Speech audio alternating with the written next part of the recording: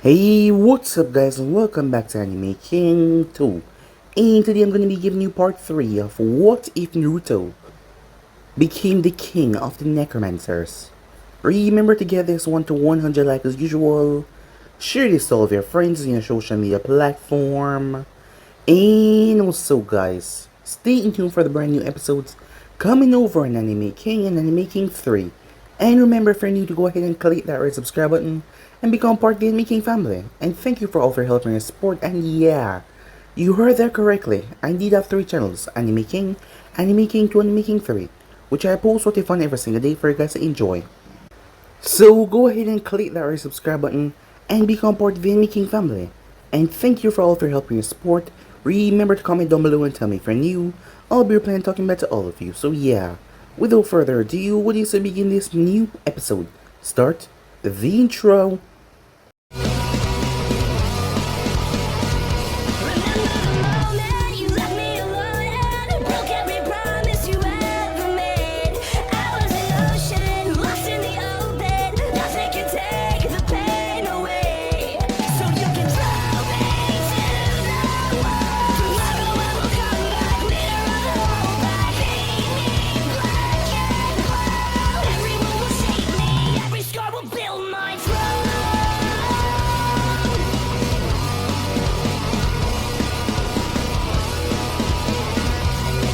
So the last time we left off, Sahara was watching everything as Naruto was currently talking to one of his clients. The man had lied and took advantage of Naruto's abilities to take advantage of the daimyo's daughter to use his son to empower himself. He had lied to Naruto as Naruto introduced him to one of his new creations. The man's organs were devoured as Naruto turned him into a fish and placed him into a fish bowl for those who went against his wishes, where they will spend eternity swimming until they're broken. After that, the Kazekage then came, as he came to speak to the Baron Shi. He wanted to know if his attack on Konoha would be successful. As Naruto sat down with him, the man was rather impatient, as Naruto showed him many things that made him believe that his attack would be successful. As Naruto told him that things would go well, but he said his words in a rather cryptic way that made the man scoff as he placed down the money and left. As Naruto could see a glimpse in the future though, as he could see what was going on in his visions, his premonitions. Yes, they were good. So with that, he decided to travel to Konoha along with Sahara and her sisters. Sahara was getting rather angry as her sisters were all over Naruto. Even Shikamaru was putting them on her hit list. As he arrived at Konoha, as Naruto met Sasuke and Sakura, Sasuke was rather mellowed. He was calm. He understood that just because he was a Uchiha, that didn't mean that he was powerful. Yes, he was calm and easygoing. As Naruto set up shop within Konoha, many people came to visit him, even Tenten. As Tenten's mother from the grave contacted him, Tenten would die, yes, in the invasion, but Naruto would save her. In turn that he'd get her soul. He wouldn't force her to do anything, but her soul would belong to him. As her mother had to agree to that, just to see her baby survive through this. So with that, Sasuke also came to visit, as Naruto gave him a scarf, and told him to wear it at all times. He will know when to take it off, because there are some evil works out there that is gonna come against him. As Naruto vision, he saw a snake taking on a monkey, and a snake going after Sasuke as well. His visions were always cryptic, but there was a meaning to all of them. The next morning, as Naruto was moving, he was contacted by an envoy who told him that Hokage wished to speak with him. As Minato and Kushina was watching from the shadows, they quickly made their way towards Hokage's tower. The moment that Naruto got there, a barrier was erected around him. As he looked towards Hokage and asked him what was this for. As Hiruzen called out Jiraiya, who told Naruto to stay still, that he was just gonna check something. So yeah guys, it was basically that's what I thought. You guys can switch across the place, check for yourself. So what do you say begin this new episode? Stay still, kid. It will only take an instant, said Jiraiya. as his hand moved through the barrier and lifted Ruto's shirt as he looked at his belly. It should be somewhere here, like it was with her, said Jiraiya as he touched Naruto's belly with chakra over his fingertips. There is nothing. Nothing. It can't be, Jiraiya said, as he sent out a pulse of chakra. But there is nothing appearing at all. Was I called here to be molested? Naruto asked, as he looked at the white-haired man touching his stomach. Sensei, it's not here, said Jiraiya. Can you check somewhere else? Asked Hiruzen. I tried. I got no answer from the pulses, said Jiraiya. Hayashi, do you see anything? Said Hiruzen. As Hiruzen looked towards the wall faded away to show the Shinobi Council, as they were all sitting there. Nothing, Hokage-sama. There's nothing extra inside these coils, Hayashi, Ayuga said. I see, said Hiruzen. But this chakra is so cold. I can see that it's there, but at the same time I feel like it's dead. Somehow his body can still generate chakra, without the normal vitality that is expected from energy, said Hayashi. What? Hiruzen said in surprise. His smell is also strange. A woman with a feral appearance said. What do you mean, Tasumi? Asked Hiruzen. His smell is thin. I can barely describe it.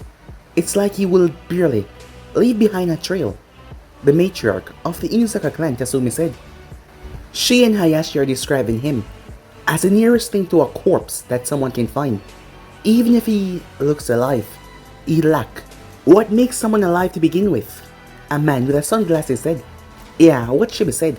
And whatever it is, it's making me nervous ever since he stepped foot in here, said Tasumi. Did something happen while you were growing up, boy? Here's an axe in apprehension. Could it be that someone extracted the Kyuubi and used the Edo Tensei to send the boy here to mock us? Orochimaru maybe, Hiruzen thought to himself. If something happens, said Naruto, as he could barely hide his amusement of them not seeing the Kyuubi inside of him, and the results of the modifications that were done to him by Samedi. Yes. Do you remember losing something? Asked Hiruzen. Well, I remember when I was 6, the man that raised me as his son tried to kill me, as he was telling a lie that him and his parents had prepared just in case, using every trick to stop the others from noticing, as he kept an eye on Inoichi Yamanaka, as he remembered his father's warnings about Inoichi clan mental attack. And then asked Inoichi, as he narrowed his eyes. Then nothing. I think I smelled something burning, with a flash of orange fur. Maybe. Then I woke up in the sand. Baron Shi found me, and gave me shelter until I found a way to live on my own, said Naruto. But I know that since that day I always felt cold. Even while walking in the desert, I was still cold. I see. Sorry for trapping you. We believe that you were someone that was kidnapped from our village. I hope that you won't hold this against us, said Hiruzen. Don't worry. I would have answered without the barrier though. I'm not even a shinobi, said Naruto. Ah yes. Drop it please, Hiruzen said. The envoys moved as they dispelled the barrier. Can I go now, said Naruto. I would like to get something to eat before taking a sneak peek at the exam. My girlfriend is taking part, said Naruto. Why not, Hiruzen said, since we tried to harass you. As he said that with a smile, to make the boy know that he was sincerely sorry. I think we can repay you with a little help, as he glanced towards Jiraiya. Jiraiya here will take you to get something to eat, and then escorting you, where we will be holding the second part of the exam. That is if we need to use the tower, Hiruzen said. Let's go, kid. I'll offer you something, said Jiraiya, as he patted Naruto's shoulder and carried him out. What do you think, Hiruzen asked once he was gone. He seemed to be hiding something. Probably he knows what he's afraid to tell us, Inoichi said. He lied? Said Hayashi. Not exactly, Inoichi said.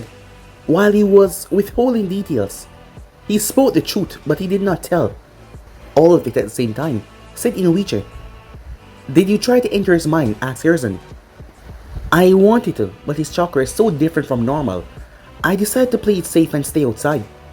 I didn't want to risk losing myself in a mind that one would describe as dead, Inoichi said. That is another strange thing. Any suggestions why his chakra feel dead? Hiruzen asked. Probably it was a side effect of having Kyuubi extracted. Please tell us what you think is the reason, Shikaku. Shibuya Burming spoke up. Technically, once a Biju is taken from the vessel, they die. But Minato must have added a few fail-safe just in case.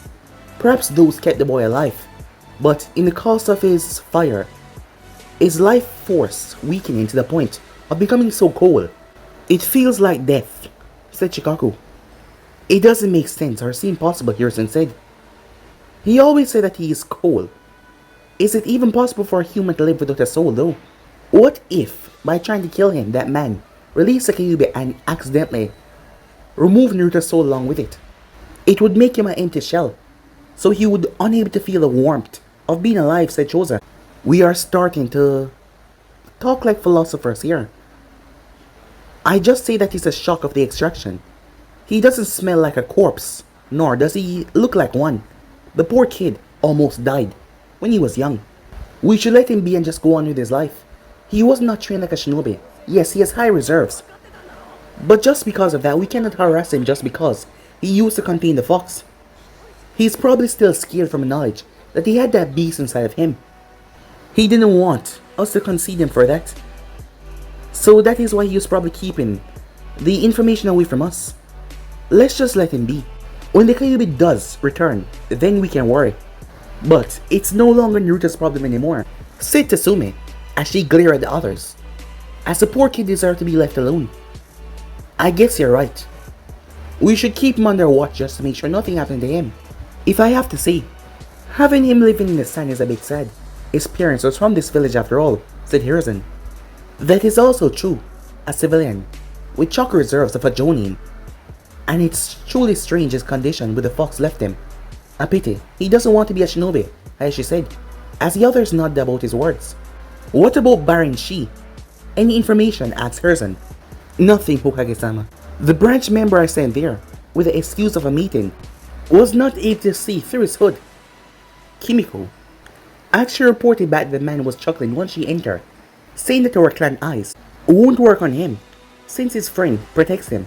The Byakugan could not see his chakra? Hiruzen said. Well, that's bad news. Tsume. Nothing at all. I went there with the best trackers. The best hounds. And whatever that man did, there was nothing. No chakra remaining, no scent, nothing at all. The whole place was exactly as it was 10 years ago. Not even the dust was removed.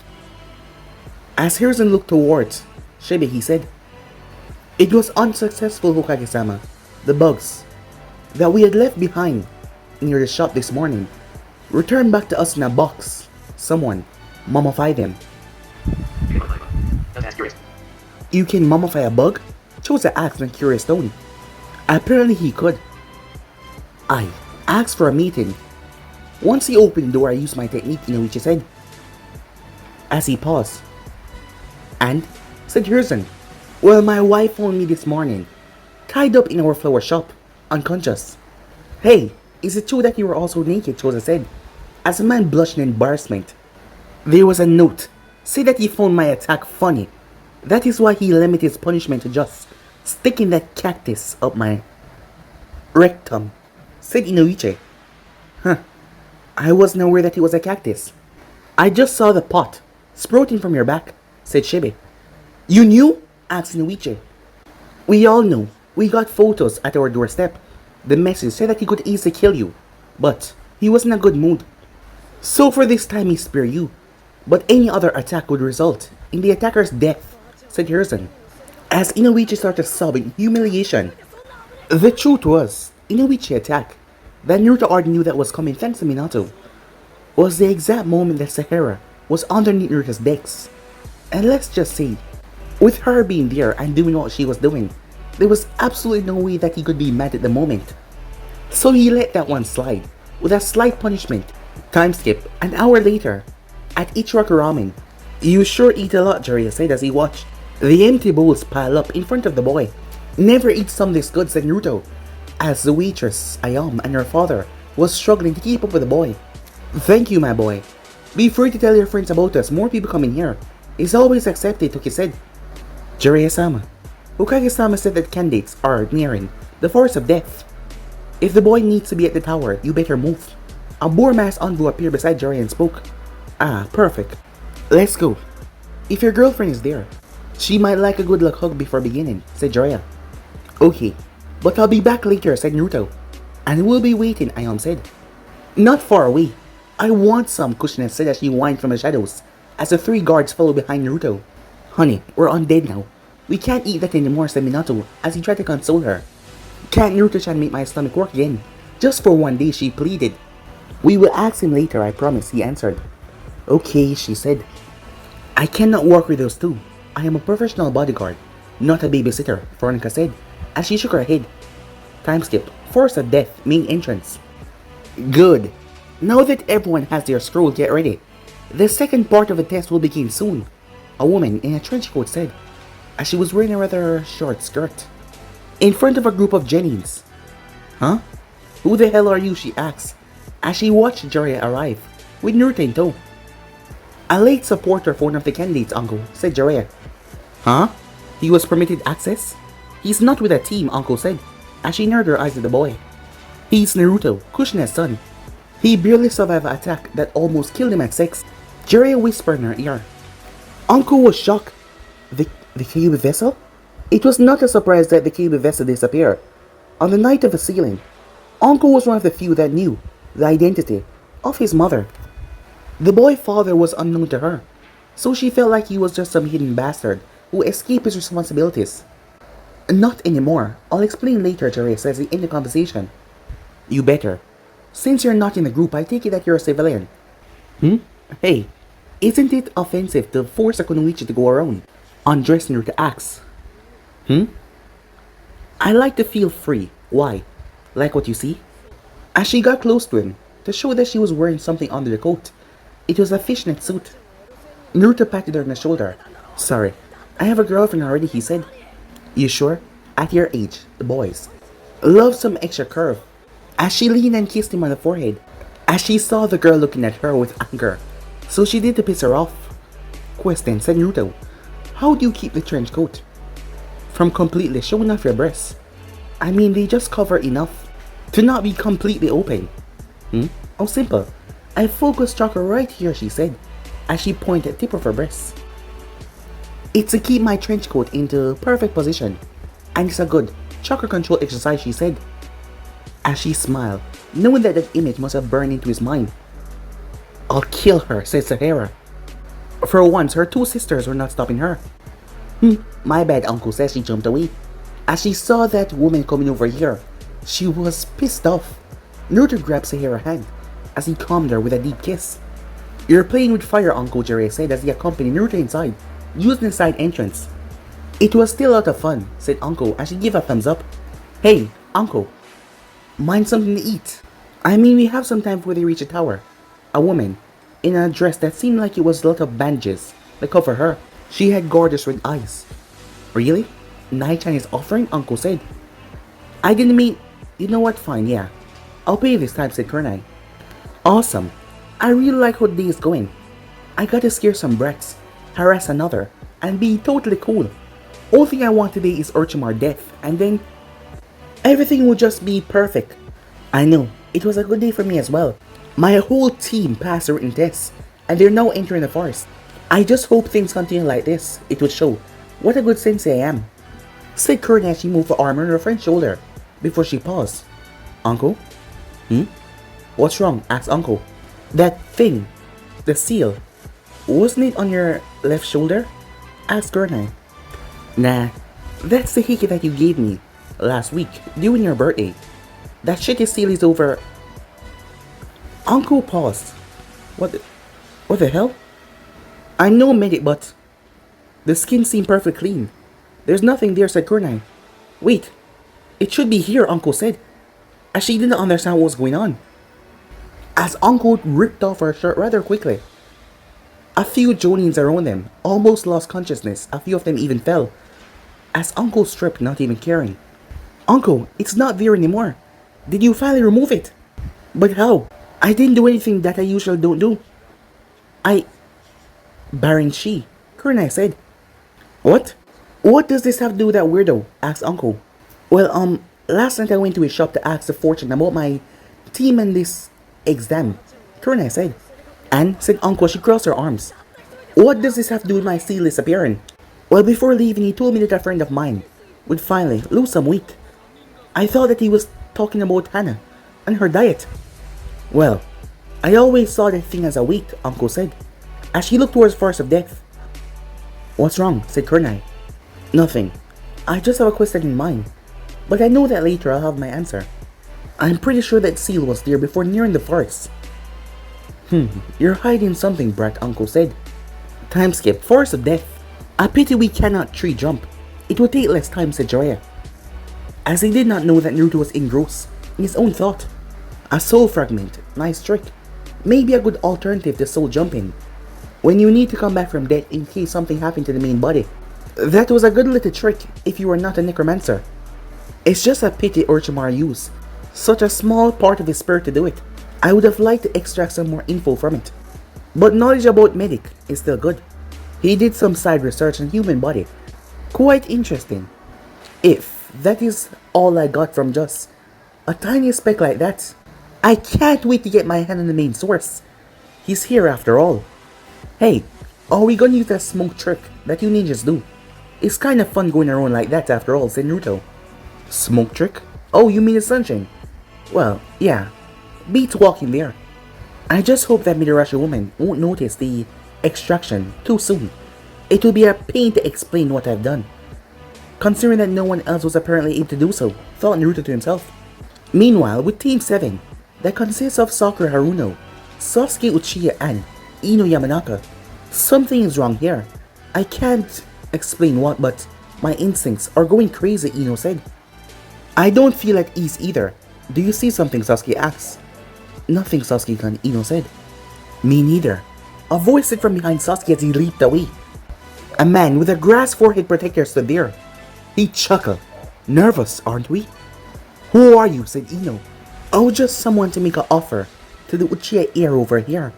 As the man extended a rather long tongue. Sorry, I'm straight as an arrow, Sasuke said, as he raised his hand in a peaceful manner. It was not the first time he got that kind of offer. A tick mark appeared in the man's forehead. Actually, I was offering you power, not honor of my company, the man said. Power? Do tell.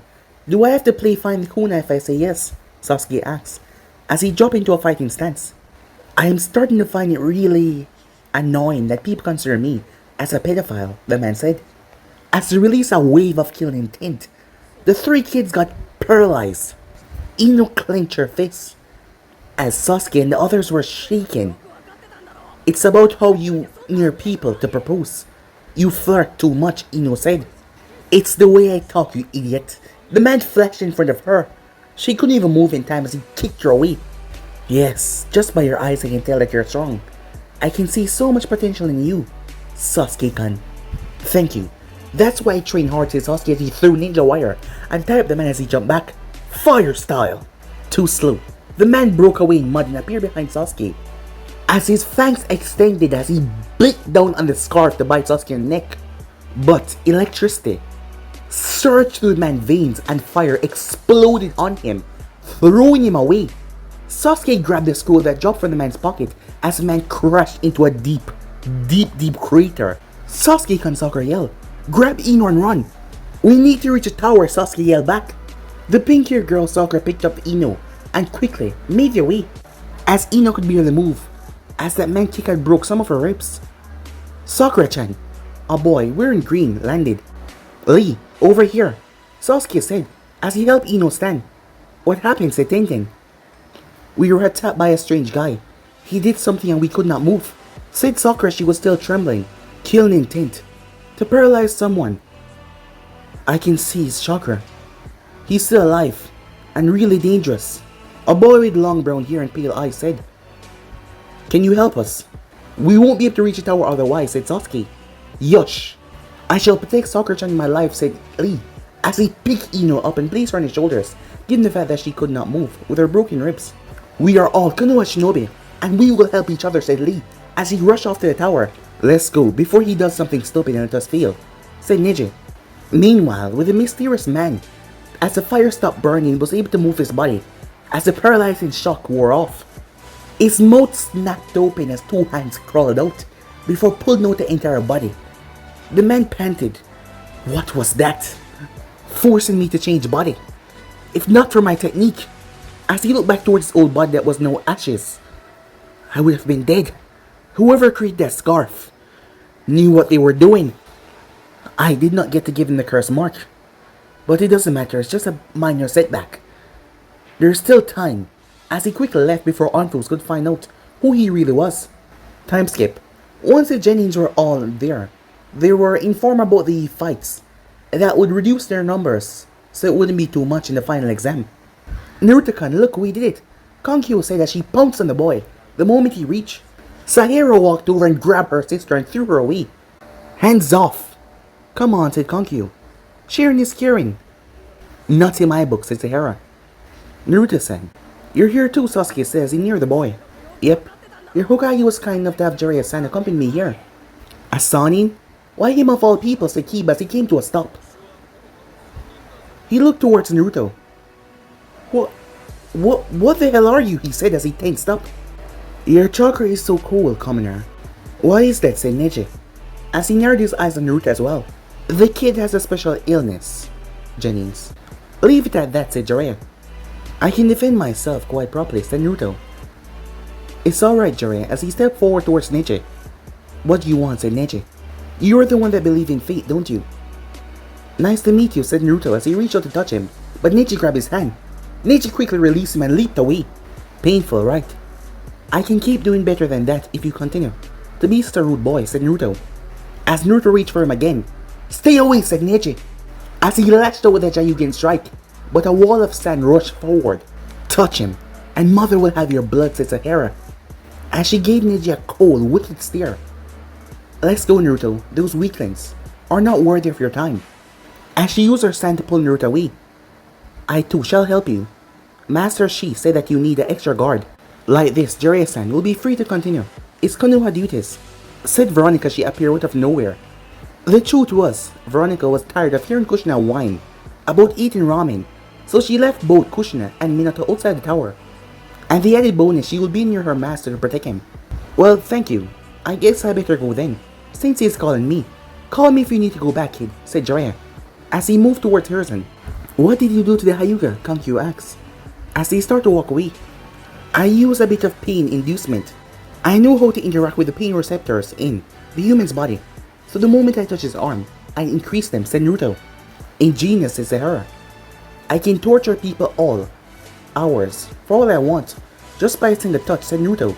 You have no idea how funny it is with the right subjects, as he chuckled, as the three girls looked at him with a cringe. He can be really sadistic sometimes. Back with the group. Are you okay, Neji? asked Shikamaru.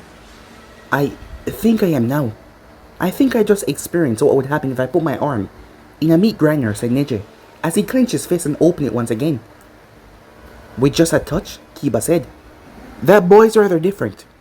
I am relieved and curious at him not taking part of the exam, said Sasuke. Relief? said Choji. I don't know, it's just I feel uneasy whenever he's near. That's for sure, said Sasuke. Tell it to Akamaru. The moment we got close, he started to shake, as Akamaru was still looking worriedly towards Naruto. You keep worrying. I need to go down there and fight Sententen, as her name was called to face off against a girl from the sound team called Kin. Are the both of you ready? asked the proctor, as Hayate looked at the both of them. The both of them gave a nod. Alright, begin. Ready to lose? asked Kin. Not you, said Tenten, as she unleashed a scroll, as a fury of weapons came raining out. Kin leaped out of the way as she was barely able to evade, as she launched Senbons to Tenten. Useless, said Tenten as she deflected them with a kuna in her hand. Kin smirked, you sure? As she twitched her right finger, as it was a bell that sprang up all around the arena. Tenten gripped her head as she winks in pain, as Kin multiplied the three person in front of her vision. Sound-based genjutsu, strong enough to impede movement and disorient the victim, said Kin as she stepped closer calmly. Surrender now will be really nice, you know, as she pressed a kuna against Tenten's throat. Sound, said Tenten. Surprise, huh? You didn't know that sound could also be dangerous, said Kin, with a chuckle. It was then that Tenten remembered. Sound can be dangerous in more ways than one. Trust your instincts and focus on them. Keep your hands ready and trust in your accuracy. She remembered Baron Shi's words when she went to him and asked him about the exam. as she felt the kunai at her throat. As she tried to look which one was the real one, as Kin was on her side, in front of her, and on the other side as well. She moved gently as she felt the kunai rubbing against her throat. Tenten shifted her body as Kin drove her kunai forward, right towards Tenten's chest as Tenten's fist smashed in her face. Tenten got yelled as the kunai embedded in her chest. "I'm fine," Tenten said as she got up. As she removed the kunai and tossed it to the ground, she reached in her shirt and pulled out the metal amulet that she got from Shi. "Keep it over your heart just in case." She remembered his words. As she slowly made her way up, ignoring that she just won that fight. "Are you okay, Tenten?" asked Lee. "Yes, it was close, but I'm alive," she said, as she looked towards a piece of wood that saved her life. "Why did you have that thing inside of her clothes?" Ninja asked. "I went to Baron Shi's shop. After his counsel, he sold me this. He told me to keep it over my heart," said Tenten. As she couldn't believe it, her hands were trembling. "This saved her life." "Baron Shi? I see." "I will thank him myself after this is over," said Guy. Meanwhile, with Hiruzen and Jiraiya, "Did you hear that?" Apparently, someone knew what would have happened, as Hiruzen watches Sakura confronted Ino in the arena. "Yeah, that is what is making me nervous when someone starts to predict things. It's always a bad taste for me," said Jiraiya. Jiraiya watches the two girls knock each other out at the same time. "Poor Kakashi. He told me that Sakura was a lost cause, but I didn't know the situation was that bad," said Jiraiya to himself. Hiruzen then spoke after a while. "You're still thinking about the prophecy," he said. "After Naruto's disappearance, I decided to look out for him. If things were different, I would have been the one to train him to get ready for this. At least before the finals," Jiraiya said. "I want you to question Baron Shi personally," said Hiruzen, as Sasuke walked down to fight Akamaru. "Me? Why?" said Jiraiya. "I fear that that man has something to do with the Kyuubi extraction. After all, why this town of all places? Wave is also close to Konoha, and so are other places like Tanzukagai. So why did Naruto end up there for Baron Shi to find?" said Hiruzen. "You mean he wanted the fox?" Jiraiya said in shock. "By now we would have gotten news about the Biju rampaging, or your spies would have gotten information about another village having it, but nothing. Either the beast went into hiding or it was taken. And this man Baron Shi, why was he going so far? Why is he going so far for Naruto, sending one of his personal guards to protect him? I don't think that this is a coincidence. There must be something behind and we cannot let Minato's son suffer for it." "Are you saying what I think you're saying?" asked Jiraiya. "I'm not sure, but we can't let Naruto return back to the Sen, or near Baron Shi. I think they might have some plans for him," said Hiruzen. "Even if that means trapping him," Jiraiya said, "keeping him somewhere caged against his will. I hope we don't have to go that far, but until we know what is going on, we can't risk losing him to the Sen." "I don't like this, Sensei. He already suffered from this. We can't ask him for more sacrifices," said Jiraiya. "It is our duty to protect Konoha. If Naruto has some secret ability he unlocked by losing the fox, we need to have him come back to Konoha or seal away. Whatever it is. Even if he doesn't want to join Konoha, he's a part of this village, no matter where he grew up." "Fine, I'll go talk to that man. But just because it will be my mission eventually to lock away Naruto's chakra or power, if he has some, it doesn't mean I'll like it one bit," said Jiraiya. "I trust you being a shinobi of Konoha. I know that you will do what is best for Konoha," said Hiruzen. Unknown to them, Veronica heard everything with her enhanced hearing, as she told Naruto everything, and the Sand sisters overheard as well. "How dare he decide your fate," said Sahara. "Seal away everything just in case you don't want to join Konoha? Would he really go that far?" Kankyo said. "You heard him, sister. It's our duty to protect Konoha. He's seen Naruto as an asset. In his mind, if he cannot have him, no one should." Temari said in a cold tone. "The old fool think I'll let him do whatever he wants. Too bad they don't know that I am Baron Shi," Naruto thought. "Or the cram I seal away in my plushie toy. To them it's just a momentum of something I experienced in the past." Then it's decided. "I will use that man blood to feed Shikaku. If it's a Biju he want to see, then I'll show him a Biju," said Sahara. "No, I already saw his future and my involvement in it. I told you through what will happen. Respect the plan," We will get what we want, said Naruto. I can't wait, she said, as she glared at Hiruzen. As Hiruzen noticed and narrowed his eyes at her stare. Meanwhile, in the arena, Sasuke was dodging each of Kiba's swipe, as Sasuke was using his Sharingan to see through his movements. His left side was clean and open as Sasuke twisted his leg and slammed it in Kiba's side, throwing him away. Akamaru jumped from behind Sasuke. As Sasuke heard the growling, he spun just in time, leaping out of the way. Akamaru, as Kiba flicked him a small red pill. What's that for? Said Sasuke. For this human beast clone technique, as Akamaru turned into a perfect copy of Kiba. One is already ugly, but two? I think I'll be sick, Sasuke said. Let's see you continue laughing. Getsuga, as both Inuzukas spin wildly. Sasuke leaped back as he found his arm getting torn by the wind coming from a jutsu. As he flipped away, it was nothing but claws and fangs. It's not over yet as Kiba bounced on the wall and came back towards Sasuke, who flashed a hand sign. Fire style. Phoenix Sage fire technique. As he launched a barrage of small fireballs. Useless as Kiba and Akamaru separate in two tornadoes before they converge upon Sasuke.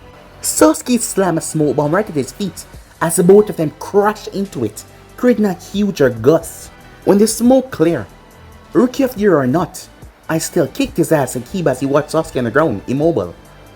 Akamaru shouted at his partner, but Kiba was too late with his boasting as he turned, as a fist connected in his face, throwing him backwards. Akamaru jumped to bite Sasuke, but Sasuke grabbed the dog and threw him right in Kiba, knocking the both of them down. Sorry, but after being nearly killed by Haku, I can safely say that you're nowhere compared to his speed. I apologize, but you never had a chance in the beginning. Sasuke flashed behind Kiba. With a swift chop to the back of his neck, he was out cold. That scarf was not only for show. It had Sasuke's smell all over it, as Sasuke looked towards his clone, that picked up itself. As it came over and handed back his scarf as it poofed away, the real Sasuke had hidden on the ground, while the clone took his place with the scarf, so Kiba thought that he had knocked out Sasuke, when Sasuke was just hiding. Sasuke made his way back up to the balcony after being declared the winner. The next fight was Temari versus Shikamaru against a woman? Troublesome. Can I forfeit? Shikamaru said. Asuma grabbed him by the collar. I won't tell that to your mother, Shika, sorry. As he dropped him over the balcony, Temari glided down on top of her fan. You're not making me eager to fight. Being forced to fight is not a good battle, she said. Just so you know, I really don't want to do this. The only reason I'm doing this is because my mother will bash my skull in, otherwise. Are the both of you ready to proc your axe? Yeah, said Temari. Yes, so said Shikamaru. Good enough. Begin. Temari did not waste any time. She spun her fan as she created a massive storm. Shit, said Shikamaru as he was hit against a wall, roughly, as he collapsed. Fainted already? No answer came from him. I guess I won, she said. I don't think so. As he brought his hand up, his shadow shot forward and grabbed hers. What? Cage mean complete. It was troublesome, you know. Luckily, you like to talk, so you came closer, so I got your shadow. You think I'll forfeit? Said Temari. As the shadow started to bind her. I'm still training in this part of the jutsu, but right now, it will be more than enough as the shadow came up, trying to grip her throat. Screw you, said Temari as she strained. Still resisting, huh? Shikamaru clenched his teeth as his reserves were dropping. I forfeit, Temari said with a smirk, if you admit that you're a pansy.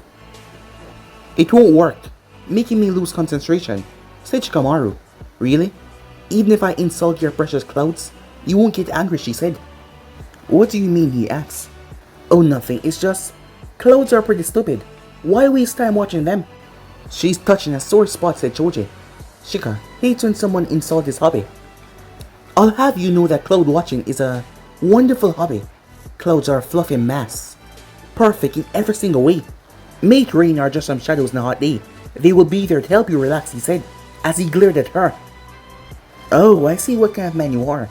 I bet you even like that stupid game known as Shogi, don't you? As the others gasped upon hearing that. Now you're going too far. Shogi is an excellent game, said Shikamaru. Yeah, like watching grass grow. As she noticed the shadows were trembling. That's it. I'll knock you out and... as Shikamaru was stopped as she charged forward. That is why I say that you women are troublesome. Because you really are, he said, as an iron fan slammed into his face, knocking him right out of the arena. Winner, Temari of the Sun. See? Collecting info on the Konoha Genins were genius. Considering that you guys know how to act against them, said Naruto. I admit, I was a bit unsure of that, but I'm happy that I was wrong, she said as she engulfed him in a hug. Temari, hands down now, says Sahara. No. He is mine, as he is yours. I'm tired of your threats. Either you share, or you kill me. As she glared back at her sister. I will. She was interrupted though. Next fight will be Sahara of the Sun versus Dosu. This is not over yet, says Sahara, as she made her way to fight. This will not last long considering how angry she is, said Naruto. Her problem, not mine, said Temari, as she rests her head on his shoulder. Begin, the proctor said. So girl, you ready to die, said Sahara. Dosu released a sonic wave from his gauntlets, blowing away the sand. I can manipulate sound waves. You can't touch me, stupid girl, he said. Oh, let's see, she said. As she crossed her arms, more sand rushed forward to attack Dosu. Pretty boring tactic, as he destroyed the wave of sand before rushing forward. As he grabbed her by the face. No, you're mine. No, you're dead, she said. As her body burst into sand. A sand clone? As he was grabbed and wrapped up in it. Never lose sight of your enemy, idiot. As the sand constricted him. I made my boyfriend a promise that I won't kill without a reason. So, if I were you, I would give the hell up right now. As she looked to see her sisters all leaning on her boyfriend. As she clenched her fist tightly. Screw you, said Dosu. She snapped her head back towards the boy. I know you're insulting me. Stupid, stupid fool. As she started to constrict the sand even more. I'll get free using my bracelets. Why don't you try that, she said. As he sent a large pulse of chakra. A maximum amount down towards his gauntlets. There was a poof in the sand. Dosu screamed out in pain and agony as Sahara dropped him to show that his arms were crushed. I thought that by clogging the holes, the sand wouldn't have released a sound. Therefore, they crushed your hands. Guess I was right, to Sahara. Winner, Sahara of the Sun, as she quickly rushed up there to free her boyfriend from her sisters. The next fight was Shino, who did the same thing to Zaku. His bugs closed the holes on his hand, and they blew. I have to add a failsafe to prevent that. Can't have my soldiers exploding because of that weakness. The mass Orochimaru that was watching said to himself. Kankyu faced off against a man who can stretch his body, but she sprouted 4 arms and snapped his wrists. To his surprise, she was a puppet from the beginning, as she switched with her puppet. The next match, Rock Lee was able to end it rather quickly, as he delivered a devastating punch at Choji. And with that, it was over. They wanted to leave right away. Well, Sahara wanted to take Naruto and leave, but Baki told him that they should stay to hear what is going to happen. Later that night, as Naruto was currently wearing his hood, and he was now Baron Shi once again, and a customer came. The person stepped inside. You and I need to talk, Baron Shi. It was none other than Jiraiya of the Sannin. He was here for answers, and he seemed like he was determined to get them. So yeah guys, that was basically that's what I thought. You guys can switch across the play check for yourself so as to be in this new episode.